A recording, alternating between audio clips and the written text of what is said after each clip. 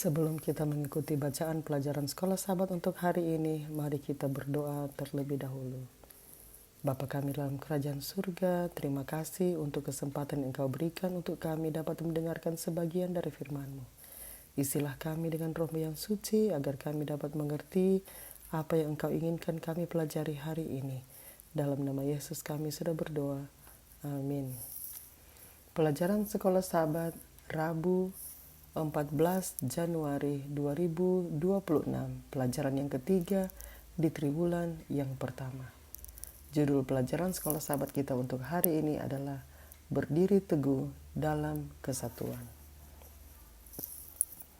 Doa terakhir Yesus untuk murid-muridnya berpusat pada satu tema utama, kesatuan.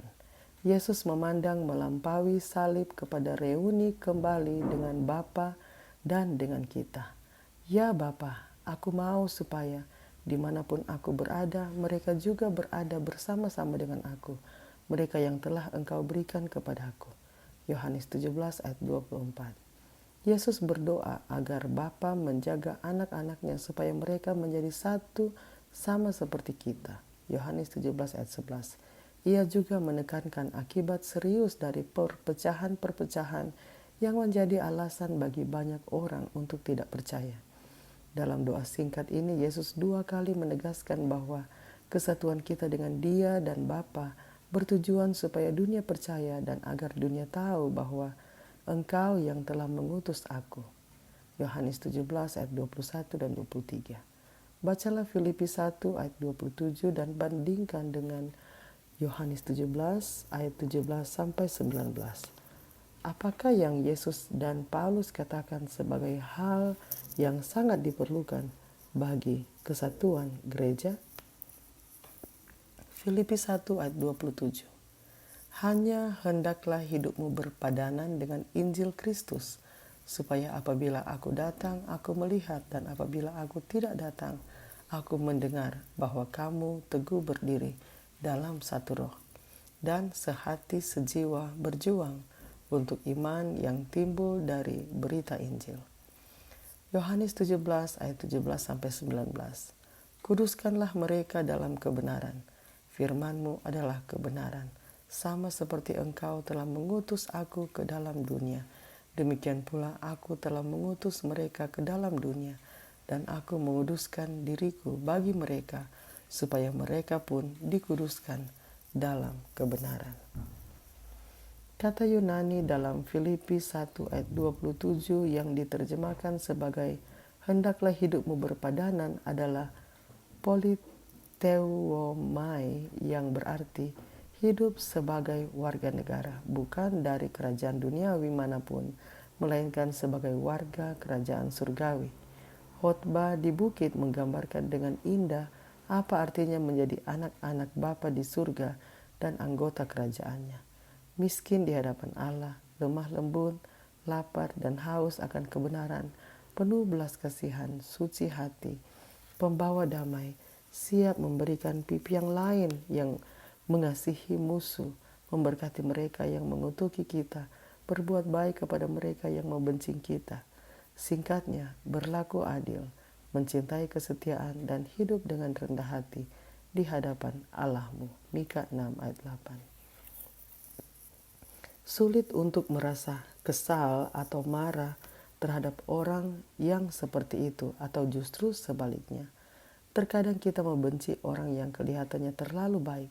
Kita mungkin tergoda untuk mencari kelemahan mereka atau membuktikan bahwa mereka tidak sebaik yang terlihat, hanya agar kita merasa diri kita lebih baik. Sebaliknya, mengapa kita tidak mencoba untuk menjadi lebih penuh kasih, lebih murah hati, lebih berbelas kasih, lebih rendah hati? Ellen G. White berbicara tentang mereka yang lebih mencintai dunia dan keuntungannya daripada mencintai Allah atau kebenaran. Seringkali perpecahan di dalam gereja pada akhirnya berakar pada kesombongan. Saat kesombongan dan ambisi duniawi dipelihara, Roh Kristus telah meninggalkan mereka, dan persaingan, perselisihan, serta pertikaian masuk untuk mengalihkan perhatian dan melemahkan gereja.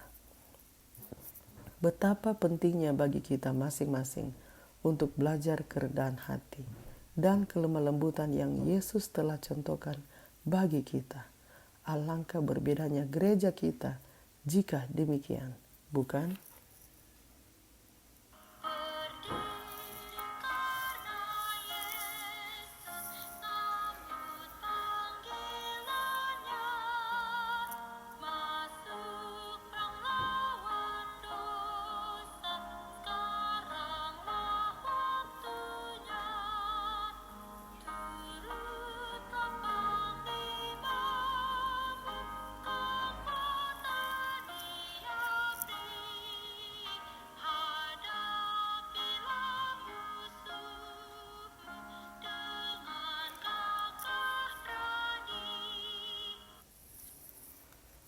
Mari kita berdoa.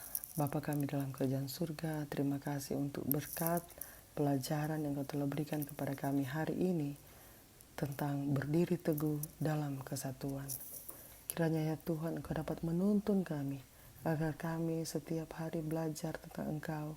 Kami dapat belajar untuk rendah hati, lemah lembut sebagaimana Engkau telah berikan contoh kepada kami. Dan kiranya ya Tuhan, kami dapat menjadi berkat dimanapun kami berada. Kiranya dengan kehadiran kami dimanapun kami berada, kami dapat menunjukkan kehidupan yang Kau inginkan kami hidupkan agar kesatuan dapat menjadi bagian kami dalam kelompok-kelompok gereja dan komunitas di mana kami berada. Kasih-Mu kiranya menuntun kami ya Tuhan. Kiranya Roh-Mu dapat menjadi bagian kami dan kami akan dapat selalu bergantung kepada-Mu dalam setiap langkah kehidupan kami. Terima kasih ya Tuhan. Dalam nama Yesus kami sudah berdoa. Amin. Demikianlah pelajaran Sekolah Sabat Rabu 14 Januari 2026. Sampai bertemu di pelajaran Sekolah Sabat selanjutnya. Tuhan memberkati.